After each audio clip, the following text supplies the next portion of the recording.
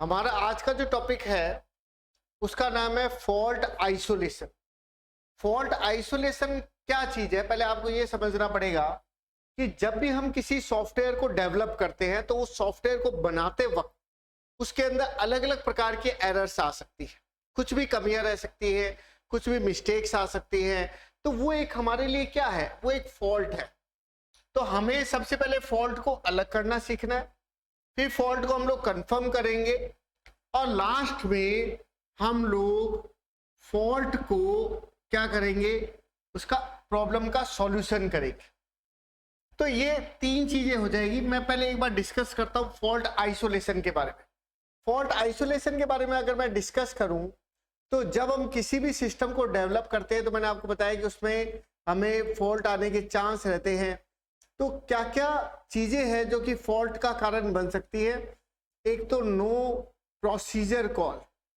Procedure call का मतलब function call की दिक्कत हो सकती है, मतलब अगर गलत फंक्शन कॉल हो गया है तब दिक्कत आ सकती है। इसी तरह से कंट्रोल की दिक्कत हो सकती है। इसी तरह से कई फंक्शन आपस में एक दूसरे को कॉल करते हैं, उसको बोलते हैं इंटर प्रोसेस, ये एक दिक्कत हो सकती है। तो तीन चीजें होती है जो एक तरह से ये भी फंक्शन ही हो गया, इसकी वजह से एरर आ सकती है। अब हम दो प्रकार की टेक्निक यूज करते हैं, एक होता है सेगमेंट मैचिंग।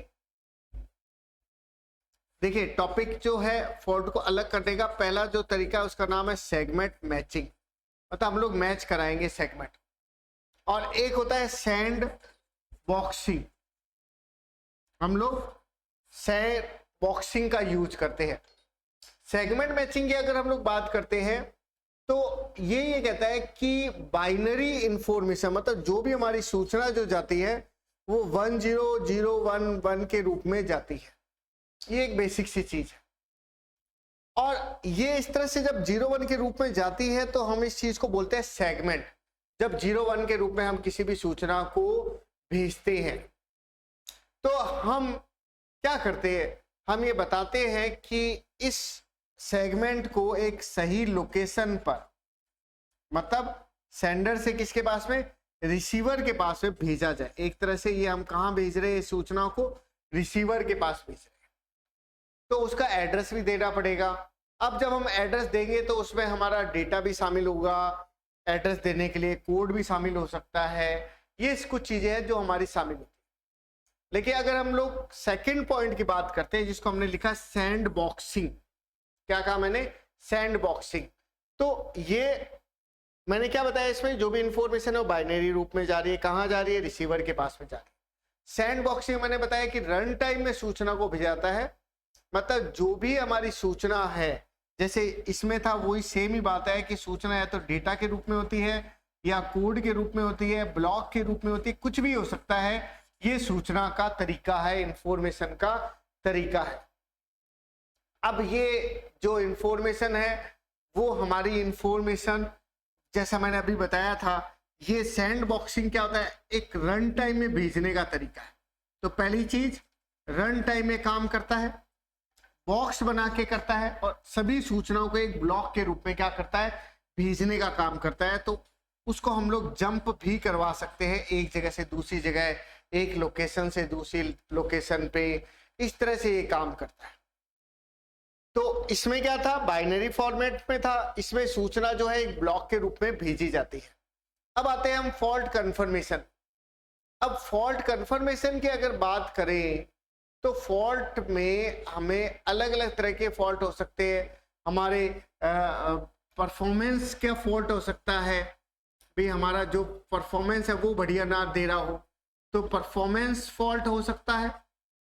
इसी तरह से परफॉर्मेंस के अलावा हमारे जो है वो हमारे सिक्योरिटी का फॉल्ट हो सकता है। ये कुछ दो फॉल्ट ऐसे हैं जो हमें ध्यान रखने हैं।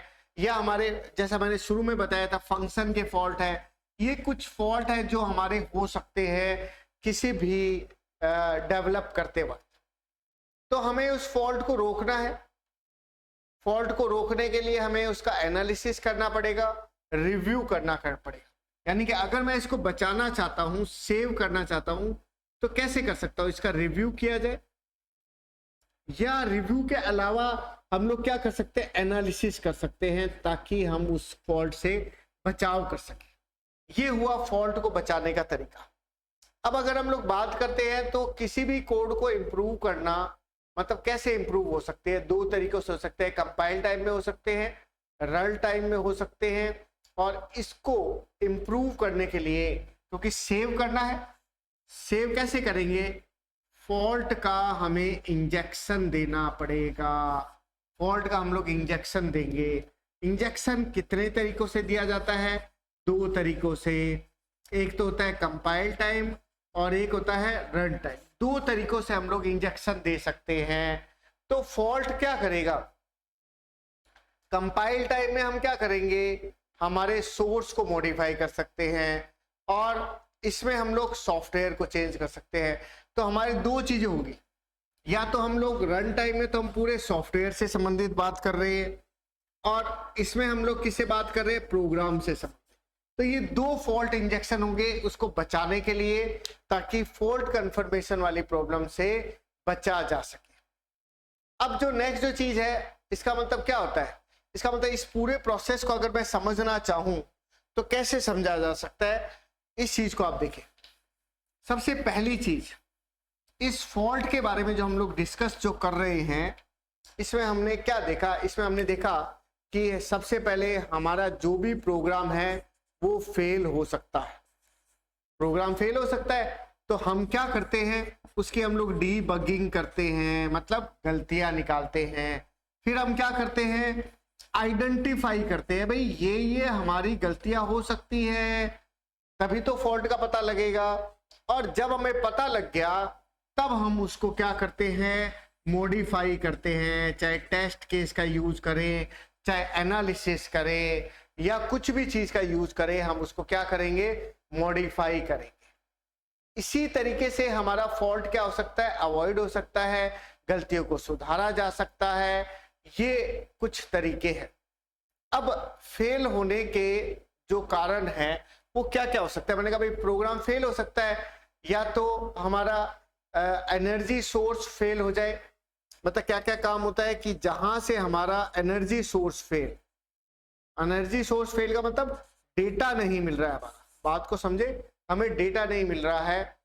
या क्या कारण हो सकता है, डायग्नोसिस का कारण हो सकता है कि डायग्नोसिस सही नहीं हो रही है, जैसे डीबगिंग का मैंने बताया था, ये सही नहीं हो रही है, तब भी हमारा डेटा क्या हो सकता है, फेल हो सकता है। तो एक लाइफ साइकिल होता है। इस लाइफ साइकिल को आपको समझना जरूरी है कि इस फॉल्ट का जो आइसोलेशन है, कंफर्मेशन है, इसका एक लाइफ साइकिल होता है। तो लाइफ साइकिल क्या कहता है आपको, लाइफ साइकिल आपको कहता है कि सबसे पहले हमें रिक्वायरमेंट देखनी पड़ती है, हमारी रिक्वायरमेंट क्या है। फिर हम लोग क्या करते हैं, हम लोग डिजाइन को देखते हैं, डिजाइनिंग करते हैं हमारे सॉफ्टवेयर की। डिजाइनिंग होने के बाद हम क्या करते हैं, कोडिंग करते हैं। मतलब एक, अगर आप SDLC की बात करें, सॉफ्टवेयर डेवलपमेंट लाइफ साइकिल की बात करें, तो सबसे पहले आपको रिक्वायरमेंट देखनी पड़ती है। इस चीज को ज्यादा अच्छा अगर आप समझना चाहते हैं तो सॉफ्टवेयर डेवलपमेंट लाइफ साइकिल समझे। सबसे पहले सॉफ्टवेयर को क्या आवश्यकता है, फिर उसके डिजाइनिंग को समझे, फिर हम लोग उसमें कोडिंग करते हैं। कोडिंग के बाद हम उसकी क्या करते हैं, टेस्टिंग। जब ये सारे स्टेप कर रहे होते हैं तो इन सभी में फॉल्ट आ सकते हैं, कहीं पे भी फॉल्ट आ सकता है। फिर उसके अकॉर्डिंग मैं फॉल्ट के प्रकार आपको बताऊंगा। तो ये जब जैसे ही फॉल्ट आएगा तो हम सबसे पहले फॉल्ट को आइसोलेट करेंगे, फिर हम फॉल्ट को कंफर्मेशन करेंगे और फिर हम उस फॉल्ट को क्या करेंगे, सुधारेंगे। अब फॉल्ट में क्या क्या फॉल्ट आ सकते हैं। अगर डिजाइनिंग टाइम में फॉल्ट आएगा तो हम उसको बोलते हैं एल्गो फॉल्ट, एल्गोरिथम फॉल्ट, क्योंकि डिजाइनिंग टाइम में एल्गोरिथम बनाते हैं। अब अगर हम सिस्टम को काम कर रहे हैं तो इस समय कोडिंग के समय अगर हम बात करें तो सिस्टम का फॉल्ट हो सकता है। अगर हम लोग टेस्टिंग कर चुके हैं, आगे जो है टेस्टिंग के बाद हमें समझने के लिए अगर हम लोग बात कर रहे हैं तो डॉक्यूमेंटेशन फॉल्ट हो सकता है, जो हमें किसी चीज को समझने में काम में आता है।